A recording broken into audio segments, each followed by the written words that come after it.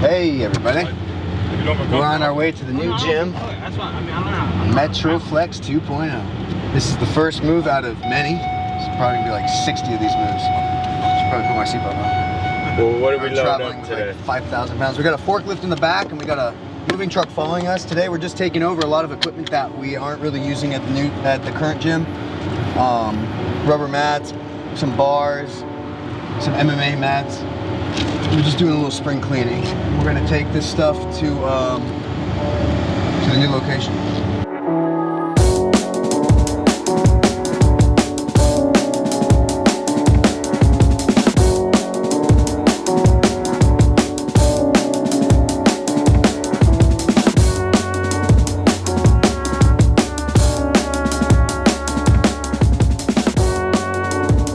Randy, how do you feel about this move? Hey man, you know, we're out here helping out for the people, brother. You know what I'm saying? I told Jose to come in his Metroflex gear, but I didn't tell anyone else. Hey, straight out yesterday. Jose, tomorrow you better be in Metroflex gear, dog. I was like, all right, got this. That's funny, dog. That is so funny. There's so many reasons. As they load this up, how do you feel this operation is going so far? Has anyone died yet? I just got here. No one's died yet. All right. We're good. Insurance is still good. I didn't take any workers' comp out on any of them. We moved a big ass CrossFit apparatus that we've been storing in the side of the gym for like 2 years. We bought out this guy's gym. So we got so much torque rig. I just don't know if we have room for it. Watch your brakes, man. Take it easy. Easy. Did it hit my car? Did it hit me? You gotta step on the brakes smoother, man. You guys didn't strap that fucking thing down? What the fuck? I hope you got that on video. Open the fucking unlock it so I can see. Ain't got no strap on that. Everyone thinks this is Metroflex 2.0, and while it is, I guess you can say before Metroflex 1.0 there was a Metroflex beta version, alpha and beta. I almost opened this gym in the Bay Area in San Mateo, California. I was going to open it up with my buddy Jared, and we were actually going to do, we weren't sure if we were going to call it CrossFit or what, but like it was 2008 and we had just graduated college, and he and I were both working at this architecture firm. I was doing like marketing, and I forget what he was doing, but like we both hated our fucking jobs, and all we did is we lift before we go to work. We talk about like this gym and everything, like, dude, if we open a gym, we do it this way. If we did this, we do it this way. So me and my buddy Jared, we start working on this project, and we work well together, whatever. And he's a really good dude, but right before, like, we had toured a property, we were about to sign a lease, and I had just sent Rogue about $30,000. What was that? $30,000 for the gym equipment, and a check in the mail, right? And so Jared comes up to me, we were at Gold's, and he goes, yo Eddie, I gotta talk to you. And I'm like, yo, what? I got it. Oh, okay, thanks. And so he's like, yo man, I took a job and I won't be able to work on this gym with you the way I thought I was. And I was like, dude, we were supposed to be business partners. Like, we were supposed to run this shit together. And he's like, I'm sorry, I took a job and I start tomorrow. And so I was kind of like, dude, fine, fuck this. I'll do this myself. I don't need anybody. So I start working on this project by myself. And I remember it was like, I don't know, maybe a week goes by, and like Rogue's about to send out a pallet of equipment, and I'm about to sign this lease and everything. And I was like, dude, I can't do it. I remember the panic attack I had in my office at my parents' house, in my room office. And I was like, I can't do this. And I fucking bailed on the idea, and I really thought I like had failed my dream of opening a gym before it even started. And so I canceled the check, didn't get the equipment, didn't sign the lease, and this Bay City CrossFit thing never evolved to more than just a web page. And so I took a job not long after that as a sports writer. I was writing articles for an online fitness publication called iSport. I think they're still around. And it was a great place to work, but it was there where I really started to harness my ideas, and that's where Chris called me, who was a good friend of mine back in college, and we used to be like weightlifting friends and roommates and everything, same fraternity. And he's like, yo dude, I know you were trying to open a gym, This was August 2010. He's like, would you ever want to open in Los Angeles area? Like, that's the epicenter of bodybuilding. And I don't think you should do a CrossFit. I think you should do a bodybuilding gym. So I'm like, all right, let's check it out. So we go down to Venice first, Santa Monica, and we start looking at property and real estate. And man, with our budget, like all we could get was like a 1,000 square foot building. Like, it was super small. Everything there is super expensive, packed. The cities were like, we have too many gyms in Santa Monica, take a hike. We go to like Marina del Rey, too expensive. We go to Venice, too many gyms. We go to and it's like fail, fail, fail, fail. And then we start seeing like property in Long Beach. I'm like, holy crap. Like, for the same price, we could get like a big old garage, like a warehouse. And it was kind of serendipitous. We were touring another property on 59th Street, and then we saw a for release sign at 3200. And man, so we schedule a tour, and I come down there and I tour it. And by this time it was October 2010, and I tour it and I fucking fall in love. Like, everything I had pictured in my head for a gym, the garage doors with the pull-up, the high ceilings, the big open area with the front office, like everything about it was exactly how I had it in my head. It's like the heavens opened up. It was like, oh, and I was like, this is the place. So we locked it in, and that's where we started. And we opened May 28th, 2011. So we moved down there in 2000. I moved down to Los Angeles in January 7th, 2011. I moved down with this girl, and we were dating at the time, and I thought I was just gonna start my life down there and everything's gonna be hunky-dory. And as soon as I got down here, thinking there was gonna be an easy move and like set up this gym and everyone's gonna fucking love this place, it was just nothing but adversity again. And the city started giving us problems with the conditional use permit. Until we got that permit, we weren't able to sign the lease. It was just like this domino effect of bullshit. And so when we thought we were going to open the gym by February, this shit just dragged on and on. And by the end of March, I was like convinced that, like, dude, I had moved down to Los Angeles, blew all my money on shit, and I literally haven't opened my gym, and I'm about to close down before it's even open. And even then, it was like miserable. And it was around this time when the girl I was dating was like, you know what?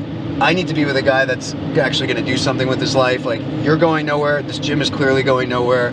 I'm out. And so she left me just as I was about to start building the gym. And I remember I was like building the gym, and you'll see in the vlog how friggin' devastated I was. I don't know if I masked it pretty good, but I was devastated. I was like crying on the inside. And it was just because like I had moved down to LA knowing nobody. The only person I knew was Chris, we were building this thing together, and then this girl who had just left me. And so I remember like saying to myself, like, I need to prove everybody wrong. And so we set up the gym and finally get the permits. I got the permits on May 5th, 2000. It's funny how I don't remember like what happened 8 minutes ago, but each of these days I remember so distinctively just because they were so monumental in my life. So May 5th, Cinco de Mayo, 2011, I was approved with a conditional use permit at 3200 East 59th Street. And literally May 6th, we start building it. And anyway, I built this gym with Chris, and we thought that there were going to be people lined up out the door on the day we opened.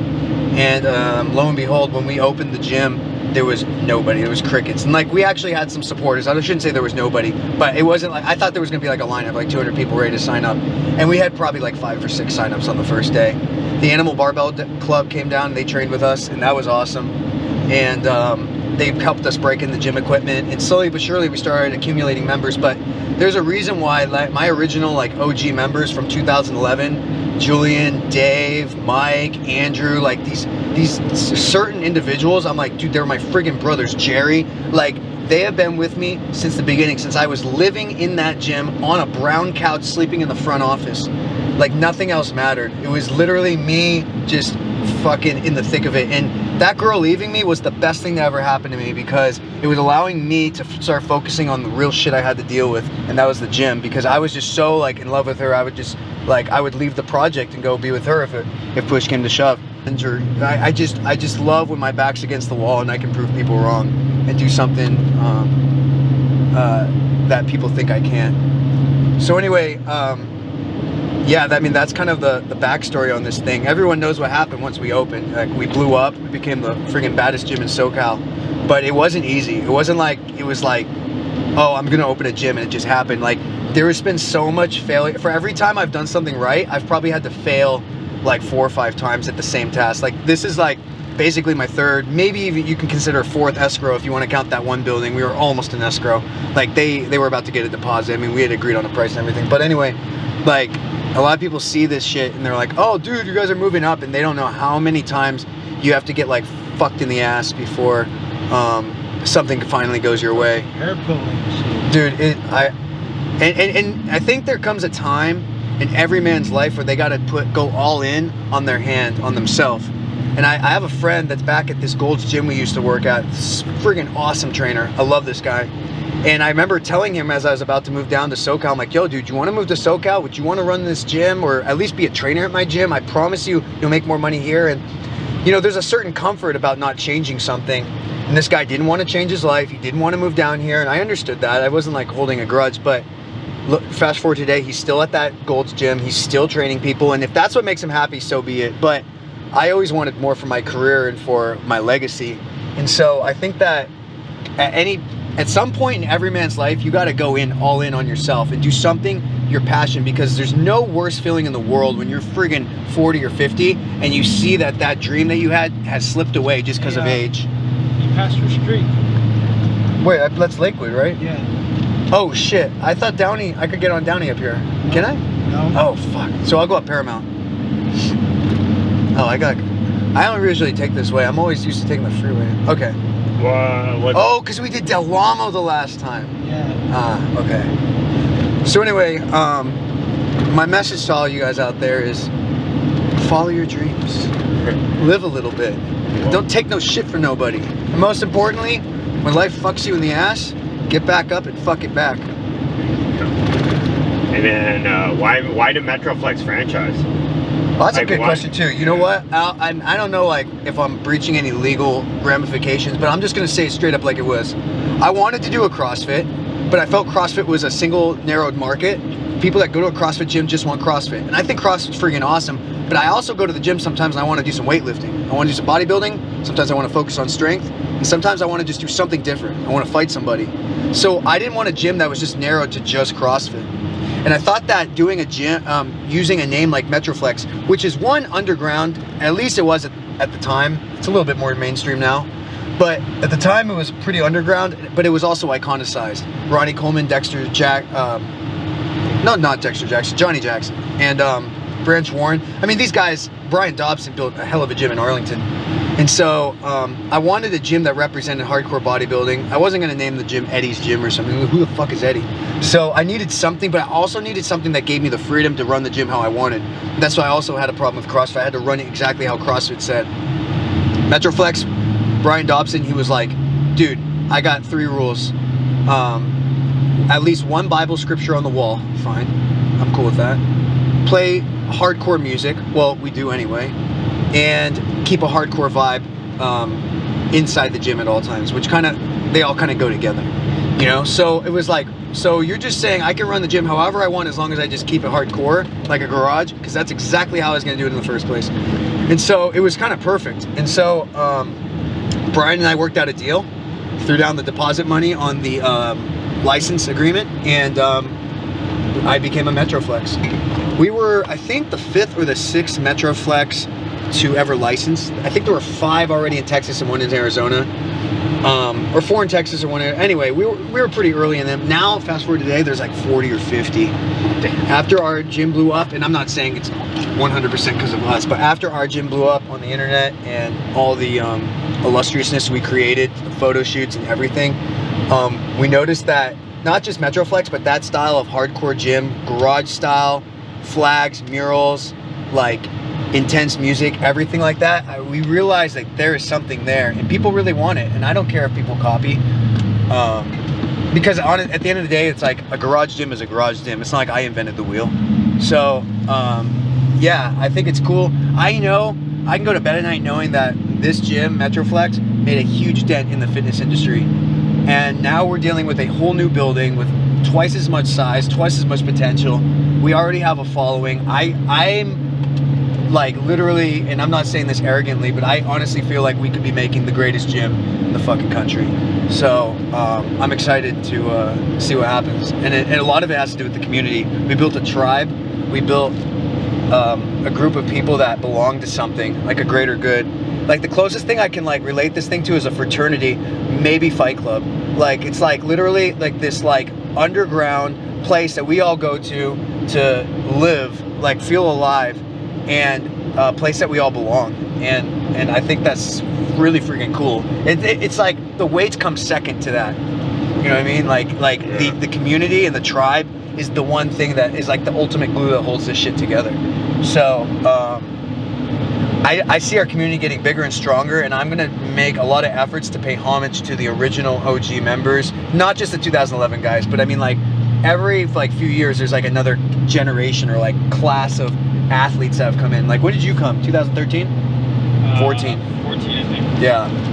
Yeah, and so I mean I would say that's like 1.3. I mean there's so many changes and shit, like and there's like waves. Like there was like this whole era of like certain trainers and athletes and everything, and like a lot of them went on to do like incredible things, and then there was this new wave, and then they went on, and like I get guys that will like come in here in high school and they come back, like Tommy, it comes back like after doing high school and serving in the military, and be like, dude, this place taught me the background, like my basis for weightlifting, and it served me right all through school and military. And so it's cool to see these guys come back as like they came here first as boys, and they come back as like grown men with families and shit. It's really cool to see. It makes me feel like the old like Van Wilder that just like stayed back, and just like I'm always like there like, well, see ya, good luck starting your life, like I'll be here when you want to come back. I'll still be here partying. So anyway, I think that anybody that was involved in the first Metroflex at 3200 is going to always remember that place as like this special building, like the old building, the first place, the original Metroflex. And I think that this new place, even though I think will be bigger and better, I think there will always be this like charm that we had at this other place where there were no fucking rules. Like we were just it was just a bunch of free-for-alls, like with a bunch of 20-year-olds just doing whatever the fuck we wanted. It was awesome. And I think the other place can be a little bit like that, but you know, in 10 years I've also learned how to run a business and like handle business a little bit better. I'm still learning, and I think we'll run a better product and deliver a better product to our members, especially the shower and locker department. Yeah, so that's my little spiel. We're almost back at the gym, so I'm glad I could share that story with you. Everything's coming together nice. Eddie's running around somewhere. Boys are working. You know, this is a team effort out here at Metroflex.